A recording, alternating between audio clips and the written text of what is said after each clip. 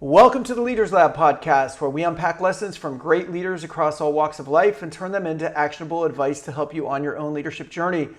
I'm your host, Ken Eslick, and today we're going to talk about finding your confidence. And I have no one better than to help us with that than Juan Bendana. Juan is a renowned youth speaker, author, DJ, and Tony Robbins Trainer who speaks on high school and university campuses, as well as at conferences internationally. He speaks to more than 50,000 students, educators, and parents across Canada and the US every year. Through his message of engagement and action, Juan creates an environment that makes both students and staff feel inspired, influential, and engaged. You can learn more at juanbendana.com. Juan, welcome to the Leaders Lab. Good to see you, buddy. Ken, good to see you, man. It's been a while. Thank you for having me on the show. I'm equally excited to be on, the Leaders Lab podcast, but also to be able to hang out and chat with you. I feel like we haven't talked in forever. I know. Juan is somebody who our paths used to cross quite a bit at live events, and COVID obviously kind of interrupted that. And so it is nice to get caught up. And so today, specifically, Juan, I brought you on because you've become really a subject matter expert and have built I'm going to say a brand because that sounds a little bit cheesy, but you've built a mission, I would say, around helping others find their confidence. How did this mission come to you over these last few years? I think it started in the fact that I had none. I had no confidence as a kid. I'm not the professional speaker that naturally was good at talking to people. And someone was like, "Oh, you should be a speaker." And then they were like, "Oh," and they just did it. That's mostly a lot of my friends in the industry that are professional speakers. That's naturally how they got started. Someone saw them speak, they did really well, and they were like, "You should do this." And they were like, "Great." And then they did it. And then it went really well, and it was sunshine and rainbows. And yes, there was challenges along the way, but I had the exact opposite experience. I was the kid that had no confidence. I couldn't talk to more than 5 or 10 people without nervously sweating and walking away. And I really felt the prison of judgment, of caring what other people think, of perfectionism, of messing up, of all of those different things.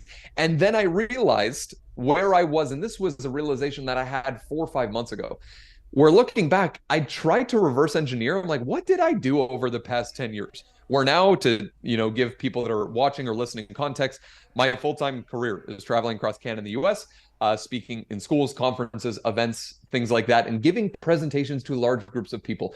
And my presence in that career is extremely unlikely because I was the kid that couldn't do that. So I sort of drew a through line of like what happened over the past decade that led me from being the kid that had no confidence, couldn't even talk to a girl or guy, couldn't even talk to a girl that he liked, and like build up the courage to do that, to now where I feel like a pretty solid level of confidence. And I've been able to pursue the things that I've wanted to do. And I feel like what started that was the driving force of like wanting to give the advice that I wish I got from someone I would actually listen to. And not to interrupt, but was there a catalyst? Like, was there a moment where you were just like, enough is enough, or was there one event or one thing that triggered that change? I think it was a stacking of a few things, but I think the point of satiation of like, I've had enough, this is done, this was 2014. I was 70 pounds more than I am right now, wow. Considered obese for my age and height. And honestly, I hated where I was. I was not happy with where I was at. And I wasn't happy at the fact that I would say one thing to friends, family, people in my life, but then I would act in another way.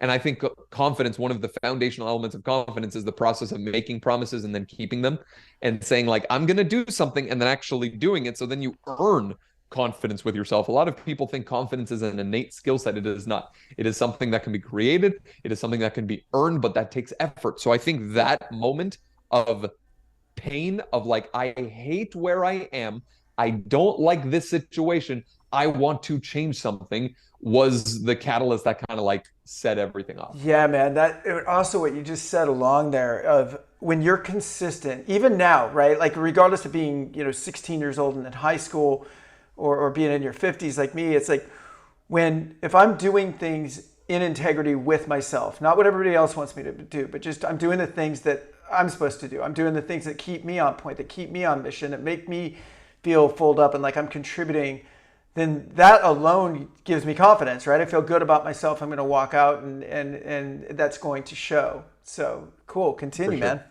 Totally. And yeah, I think it's like oftentimes people associate or see confidence as like a bolt of lightning that is going to strike them. And it's just not the case. It isn't how that works. Confidence is something that you have to consistently invest into, like a stock portfolio. Like you cannot reap the rewards of compound interest if you don't invest every single month. Right. You can't have gains without actually an initial investment of something. Nothing can't compound on itself. So I think there has to be a starting point for confidence, and that starts with the desire. But the truth is that 80% of the world's population suffers from low self-confidence, identifies with low self-confidence. 80% of the world's That population. it's a big number, but it also doesn't shock me. And in the age group that you're talking about, I think, because what is your target demographic? High school to college or what? Yeah, I would say the majority of the work that I do is with high school students, college and university, but now I'm doing a lot more parents, educators, and corporate groups. So that's taking up a little bit more of my time, especially this coming year. And it's the exact same thing. Right. Oh, yeah. I mean, everything you're talking about can be applied, which is why I wanted you on here because I knew what your message was, and I was like, this works whether you're 22 or 52. It doesn't really matter. But so where do you start then? I mean, if someone is lacking confidence, what is the advice you give them to start to build that? And like you said, it's a muscle, it's a portfolio. They're going to have to invest in it. Where do they start investing? The starting point is first identifying what area of your life you would like to feel confident in. Okay, I want to feel more confident in public speaking, in relationship building, in business, in my health and fitness, whatever it is, because you need to. Everyone has an area of their life they feel really confident in, and then everyone has an area of life that maybe they could feel a little more confident in. But we're kind of different identities or different people in different scenarios. Where this past week I had a conversation with a student at a conference that was saying, I'm super confident when it comes to singing, but when it comes to speaking, I crumble. And it's because they've built the skill set of confidence in relation to singing in a specific context. So I think the first starting point, the challenge that a lot of people have in terms of confidence is that they think that the research right now on confidence is the more competence you build or the more skill set, the more confident you'll feel. Like the competence confident loop, where it's like the more skill set you build, the more confident you'll feel. The more confident you'll feel, the more likely you are to build the skill set. So that's great, but what happens if you don't feel like it? Right. What happens if you don't want to? What happens if you're lazy or you want to procrastinate? And the truth is, over 90% of people that set a goal don't end up getting there. And it isn't because they don't know how to build the skill. It isn't because they don't have the strategy. It's because they haven't allotted the necessary energy Right. into that thing. Just haven't So I taken any think action. 100%. But Right. even before the step of action, because what do you need to take action on something that's new and scary? You need courage. Right. What do you need to build necessary courage? You need energy. And most people have a level of energy towards something that's maybe at a 2 or at a 3 or at a 4, and they're wondering why they're not getting a result. They're wondering why they're not feeling confident in that thing. When I started in speaking, I was terrified. I was scared. I didn't know what I was doing. But the one thing that I knew would kind of start the process and spark was the level of energy I gave to this. So I rehearsed every single day. I sent the emails. I gave the presentations. I gave it a lot of energy and time and effort. And that sort of started this process of, oh, now I'm feeling a little more courage because I have more energy. Okay, if I have more courage, that's more likely that I take more action. If I have more action, then I get a result either in success or failure. If I get success, great, I feel good about myself. If I fail, I have to consciously make the decision to invest more energy. Does So that make let's go sense? back. Yeah, it all makes perfect sense. But now let's go back to the person who just doesn't want to do it, right? So what do you tell them? What do you say That to them? I think the person that doesn't want to do it or doesn't have the motivation to do it, I don't have the motivation to give it energy. The root word of motivation is motive, which means reasons. Motivation literally comes from motivus, which is a moving cause. The reason why people aren't motivated isn't because they just don't feel it's because they don't have a strong enough reason why. They don't have, it doesn't cost, it's not costing them anything. So if someone's like, I want to work out, but it's so hard for me to get to the gym, I get that. But if someone told you, and this is a stark example, but if someone told you, oh, you have 6 months to live, and if you would like to change that, go to the gym every day. Right. That person's probably going to go. So the reason why we don't feel motivated or drawn to pour energy into something is because we don't have a strong enough reason. So I think for someone that's like, I just can't get myself to do it, your reasons aren't strong enough. It's not that you can't, it's that you're choosing not to. Energy is a choice. Commitment is a choice. Focus is a choice. It's a hard one. It's not easy to generate energy, but there's this misconception that we have a certain set amount of energy credits every single day. And then once they're depleted, we have to fall asleep and wait till the next day. It is just not true, because every single person listening has had a moment. Maybe it's the day before Christmas, the day before a big trip, the day before an exciting event, where you got an hour of sleep, 2 hours of sleep, but you were off the wall wired with a level 9 or 10 energy. Right. You've had that before. Energy is not something that you have and then it dissipates. It's something that you can generate. So I think that generation starts by having the leverage of, oh, this is why this is really important to me. So when you're talking to, a large group of students, and there's always going to be a percentage of an audience, especially at that age, I guess at any age, but I'm really thinking about like high school kids, that they're like, well, I don't know what my purpose is. I don't know what my why is. So do you spend a decent amount of time trying to get them to, obviously you're not going to have a crowd of 5,000 and they're all going to uncover their why right in front of you, but what steps do you take to get them on that path of discovering what's important to them? I think getting them in motion is more important than getting clarity on a why.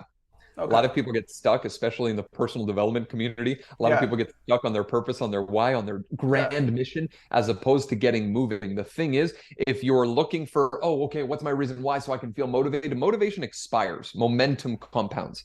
So I think it's much more important to build momentum. How do you do that? You consistently do something even when you don't want to do it.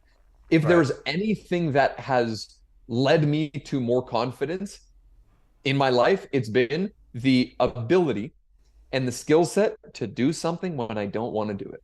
I agree completely. That's the only reason why I wake up at 5:30 in the morning every day. I don't need to. I can say, oh, I can wake up at 7 and go to the gym at 8 or at 9. But I wake up at 5:30 in the morning every day because of that sole reason, because I don't want to do it and I'm not going to negotiate, and I'm the one that's going to say, this is what we are going to do. And I think people fail to realize the importance of building that muscle. I agree completely. You and I, of course, met through Tony Robbins. We're both trainers over there. And there was a Tony quote one day at one of the seminars, and he just said, I don't negotiate with my effing self, right? And I went, it just hit me like a lightning bolt, because I'm like, oh, I do, like all the time. I negotiate with myself, and I still do, even though I've become much more disciplined, right? But that's the key. And I think to your point, it's like that momentum of consistency. So if someone comes to you and says like, well, I just don't know what my purpose is, I don't know what my why is, and it's like, it's okay, I get it, right? But why don't you just get up in the morning and do some things that you know are good for you, right? Why don't you get to the gym, do that run, read a few pages in a book, whatever it is for them. And then what you see is through that momentum, the why starts showing up, because you've now cleared a path for the energy, right, to come in. For sure, because they're trying to define a reason why when they're at a 2 or a 3 in terms of the level of energy, they're probably not going to come up with a great answer. So I think it's much easier to act your way into motivation than to motivate yourself into action. Yes. It is much easier to act your way consistently into feeling motivated than to motivate yourself into action. The hardest part of a run is tying your shoes. The hardest part of anything is just the start, because then our brains make things feel much scarier than they actually are. So then when we actually do it, we realize it's not that bad. And then we want to do it more because we feel that sense of accomplishment of, I said I was going to do something and then I did it. And then you earn sort of credit with yourself. And then if you earn enough credit with yourself, you're able to build a pretty good sense of momentum and confidence in the person that gets things done and makes things happen. Totally. That makes so much sense. I've ran a few marathons, and I remember having people ask me, God, that just seems so insurmountable. Like, how do you run 26 miles? I've never ran more than, 5 or, whatever. So I'll tell you what, you ran the hardest five already. You know, like the first five are really difficult. The first one is really difficult. The first three are really difficult. After a while, it's just conditioning and training. You're right, but the mindset's already handled, and you're just adding stuff on to like your daily activity. And so I think it works that way, and like you're saying, in any area of our life. So For sure. that's awesome, man. So tell me, in your path now, like where are you going with this now as you get into 2023? I'm guessing you and I talked a tiny bit before we started the podcast, and I know that you were all live events, and then that just ceased to exist, right? You've become a little bit of a hybrid model now. Where are you going with your message and your group now? What you're doing, Juan? Well, now in 2023, it's almost all live events. I think I have one virtual event on the calendar. Okay. I try and keep it around 50 or 60 events a year because I don't want to live on the road and be on at 120, 130 events like some speakers do. That I have no interest in that. I'm literally one of my main focuses for 2023 is look at how I can get back to a place where I'm viscerally uncomfortable because I've gotten to a place in life, in business, where it's like it's good. Like Yeah. business is kind of flowing and I don't really need to do outreach for events. I'm just like booking events. And I had this realization like even a few weeks ago, I was like, it's too easy. And to get to that next level of growth and make that jump, I want to do something that's going to make me viscerally uncomfortable and invest heavily into the business, and get to the place where a lot of people like and a lot of speakers in the industry, they get to a place where they're doing 200 300K and they're like feeling really good and they're feeling great, but it's really easy to get comfortable there. So I think my next step in 2023 is continuing to build the team, hiring new people consistently, probably a few every quarter, and just expanding and reaching more people. And the biggest project that I'm working on is a book that's coming in 2023, 2024. Just signed with a literary agent, and working on the proposal so that we can go pitch in early next year. So that whole process is just insane because every word is scrutinized and every word in the proposal has to be like spot on. And it's wild pitching to these like major publishers. So that's an area of focus, because I'm looking at more so like how can I make the impact exponential? Because I can't, divide myself by 5 or 10 or 15, but that's the goal. Will the focus of the book, and maybe you're not sure yet, it sounds like it's pretty early, but along the same, is it going to kind of recap what you've been doing, or is it going to be more around building confidence? Where are you leaning towards right now? Yeah, it's all around confidence. It's Yeah. called the confidence cycle because I developed a framework that I genuinely believe is the answer for confidence. Because a lot of the research right now has a lot of missing pieces, has a lot of holes in it, and it just isn't effective. And I kind of reverse engineered the past decade of my life from going from no confidence to having confidence, and what are the core principles. And I literally like back check this to every single moment, every single experience, every single year, and this framework and this cycle has been the answer that I've used Right. consistently. So that's going to be the main focus of the book, and spending a whole lot of time just working on that and trying to get words out and trying to make something that's going to really help people after presentations. When I go and speak for an hour, here's, the Something you can follow-up where use you can after that. dive deeper. Yeah, Makes for sure. sense. Makes sense. So I want to go back just a little bit, and you're overweight as a kid, you're lacking confidence, you start getting out there, you start developing your habits. But I also feel like, maybe through the course of our conversation, we fast forward it kind of quick, right? Because now you're like 50 events a year. I'm like, what happened in that process? I mean, the first thing that you did was you gained self-confidence, right? Through losing weight. I want you to talk about that. But then how did that go from, how did you go from there to building yourself back up to then building others up? Like, what was that process? Yeah, this was almost 10 years ago. And because oftentimes you hear the like, oh, this is where they were and it was like this terrible place, but now here this is where they are, but then you don't see Right. the middle. And Right. I think there's massive like value in presenting the middle, exactly what happened. I was literally 70 pounds overweight, hated where I was, realized I needed to change, went to California, stayed with my friend Luis in Irvine, California for 3.5 weeks. I ate steamed vegetables 3 or 4 times a day, worked out in the morning, played basketball for an hour in the afternoon, twice a day, every single day for 3.5 weeks. And this is from someone that did not train, did not work out, and just went all in on this for 3.5 weeks. And that got the ball rolling. And I'm not talking about like, oh, 4 days or every single day. Every single day. And now I'm not recommending this as professional fitness or nutrition advice, because it probably isn't. I just didn't have the education or the knowledge or the skill set yet. Right. But I ate like a big bowl of steamed vegetables 3 or 4 times a day. I would work out for an hour every single morning, Saturdays, Sundays, every single morning for 3.5 weeks. And then I would play basketball or swim for an hour in the afternoon every single day. So that kind of had the ball rolling in terms of momentum in health and fitness. And then I think in those 3 weeks, I lost like 10 pounds or something. And that was enough to like, oh, this is actually working. This works. And then then I came back and I stayed consistent with those habits. And then I kept on doing it until by that December, I had lost the weight. I was like, and it was to the point where I went to an event. This was in December, Date with Destiny. And I had good friends that I had known for 5 years. They walk right 6 by you. years.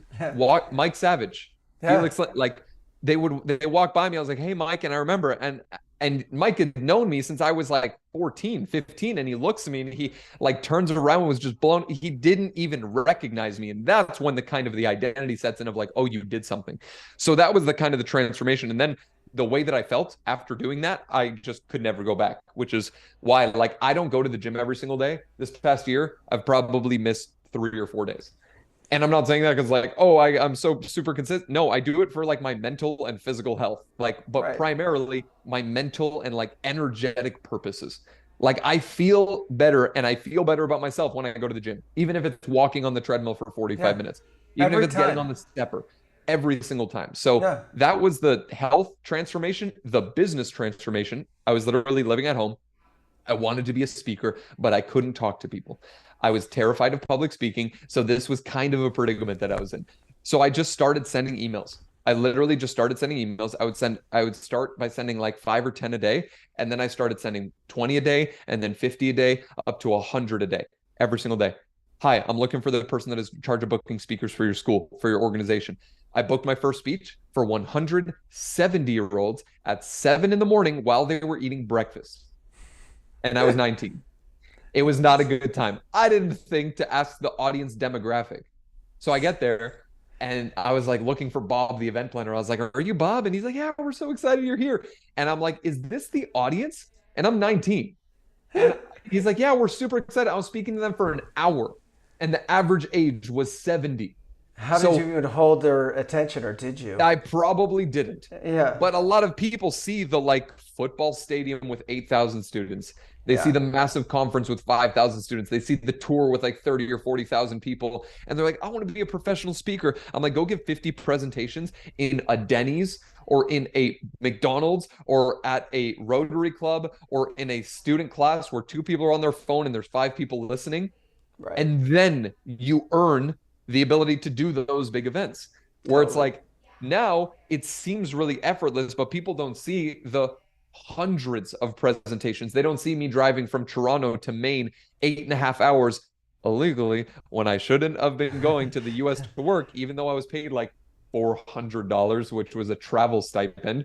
And I literally get to the border. They were like, why are you going? They were interrogating me. They don't see that. Right. They don't see any of that. So I think what it all boils down to was unreasonable consistency. I had no reason to keep going and speaking. I wasn't good. I had a lot of people that tell me you suck and you're not good. Like I had no reason to continue, but I was like, I'm going to figure it out. And then I still had people that were like, you should probably try something else. You're not good at this. And a lot of people see, and this is so important, a lot of people see their weaknesses as set in stone, and the advice of focus on your strengths, I think, is the stupidest thing I've ever heard. Weaknesses oftentimes are dormant strengths that just need a little bit of confidence behind them. Right. So I think like if I had thought, oh yeah, that's a weakness that I have, public speaking, then I would have never been in the career that I've been in for the past 7 years. Yeah, you wouldn't even gotten out of the gate.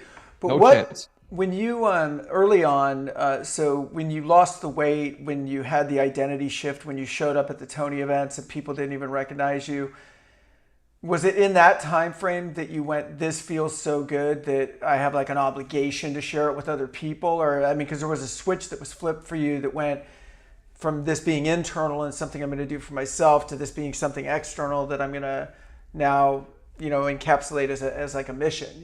When did that happen? Yeah, it was kind of even before that because I was like, I want to be able to give students the advice that I wish I got. But then I realized I wasn't listening to any of the advice. Right. So I was like, I need to take my own advice and be the person that's going to change something drastically and transform and then show here's how I did it. So I Right. think that was kind of a driver throughout that 6 7 month period where I made that change, where I was like, there is no, I'm not taking a day off. I'm Right. eating this consistently every single day, and I'm not deviating from this plan because and then once I got into shape and once I got healthier, obviously gave me more confidence, but it also, people started seeing me differently. And whenever your identity is set in stone by other people, it is very hard to shake.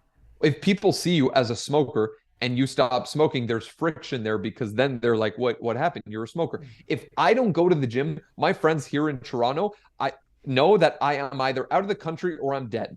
There is Right. no other reason for me Right. not going there. And they will text me and they will call me and be Sure. like, where were you today? I didn't see you. I was like, I'm in California or I'm not here. Because if I'm here, they know I'm there. And Right. when your identity becomes confirmed by external sources, it's it makes it much easier to live into. And in a way maybe harder to break out of though too at the What beginning, right? So it's 100%. yeah, you've got to Because be if really people strong. see you, I come from a Spanish family. My name is Juan Bendana. My first language is Spanish. Right. And coming from a Spanish family, it was very much so the culture of you finish everything on your plate. And if you didn't get seconds, you didn't like the food. And having more food or being overweight, like wasn't really, it was like, oh, it's just kind of like abundance. And Right. it wasn't a necessarily a, negative connotation. When I remember when I lost the weight, I had a lot of family members that were like, oh, you're so skinny, Yeah. like in the negative connotation. I'm like, yes, I'm at a healthy BMI, so I'm gonna live longer. Yeah. Right. Right. Like it's crazy how the conditioning can also go the other way. Where I had some friends, and this is the clear sign that I knew these were no longer friends that I needed in my life, where they were like, why are you so positive? Yeah. I'm like, Like it annoys uh, them. yeah, or they're like, Yeah. you've changed. Yeah. Whenever, if anyone listening, anyone has ever told you like you've changed and you made a positive change and they're like, oh, you've changed, your reaction, your response to that is, oh, yeah, you haven't. Right. I'm moving on. Like if Right. people are trying to downplay or discredit your change, it is clear that they are not changing enough in themselves and they are not growing. If you're the same person that you were last year and you're in the same place, that's not, it's not that you didn't grow, like you actually got worse. It's like Right. inflation. Like you have to be growing every single year, bit by bit. It doesn't need to be massive changes, but if you're in the same place than you are right now, a year from now, then what did you really do? Well, and I think it's also like one, it's a human tendency that if someone's just not doing what they should be doing or what they want to be doing or whatever, and you are, then it's like a threat to their existence in a way, right? There's so it in a way in their head it makes them wrong, and where I think more evolved people can look at someone that's making a positive change, and even if you're not, go, wow, that's inspiring, right? So you can either be jealous or pissed off about it or inspired about it. I had a similar path on weight loss later in life where, I started gaining about 2 pounds a year in my 20s and took that into my 30s. And then one day I was like, I'm like 50 pounds overweight, at least. And had similar kind of thing, just an epiphany one day and went, this ends now. And in about the same amount of time, like started running, started eating right pretty soon. All the weight came off and stayed off because, again, identity change, like you said, reinforced by other people who saw it and were positive in my life. So cool, Juan. It's awesome to have you on here, man. Is there anything else you would add on this subject? I don't want to keep you too long today, but it's been great having you. Yeah, I would add to your piece of other people, perceiving your growth in a certain way. Oftentimes, jealousy is disguised as judgment. Yeah. So people are judging you, but it's actually that they're jealous of you. They are judging you, but they're actually wishing that they could have the confidence to do the same thing. So I think there's this assumption that there shouldn't be any haters or there shouldn't be any people that don't like you. There's people that are not going to like you. There's Right. people that are going to hate you no matter what. There's people that are going to think you sound ridiculous or you look stupid or they don't like your hair. They don't like your face. They don't like the way that Right. your voice cracks. And that's Right. okay because you're not for them. And I think one of the best realizations when it comes to feeling really confident is that you're not for everyone. And it is about giving time, energy, and effort to the people that are for you as opposed to the very few that aren't. But that's so well said, but that also goes all back to the foundational thing that you talked about, which was do the things that you need to do to feel consistent and confident in yourself, because then you start not caring so much about the likes on Facebook or Instagram or whatever, right? Like it just doesn't matter all that much because you're like, look, I'm whole, I'm doing what I need to be doing. You're either going to be on board or not on board, and that's okay, right? Totally. And one of the biggest like epiphanies that I've had about confidence is that most people's confidence is rooted in outcome as opposed to being rooted in effort. It is rooted in a certain outcome. I failed, so I'm a failure. I got rejected, so I must, no one's ever going to love me. They Yeah. judged me, so I guess I suck. As opposed to having your confidence rooted in the effort that you put in, because one, the outcome is something that you cannot control. So then you're giving the ability for you to feel confident away. Your effort is something that you can control. You cannot control the outcome, but you can control the effort. So when you root your confidence in the effort that you put in what you do every single day, no Yes. one can take that confidence away from you. They easily can if you root it in outcome. That's I love that point too. We've taken what you're saying and even applied it in our business to where if I have somebody that's in a sales role or recruiting role where they're responsible for revenue, well, you would think that the litmus test or the definition of good would be how much revenue did you, but that isn't. It's what did you do to do the things that generates revenue over time because we can't control every time someone's going to say yes, but what you can control is how many people you reached out to and how many presentations did you make and how many hours did you spend on the phone or whatever you're going to do, right? Whatever your metrics are going in. And yeah, I agree with that. That's so good, Juan. For sure. Thank you, brother. It's so good to see you and catch up a little bit. I appreciate all the good you're putting out there in the world. And we'll put all your contact information in the show notes.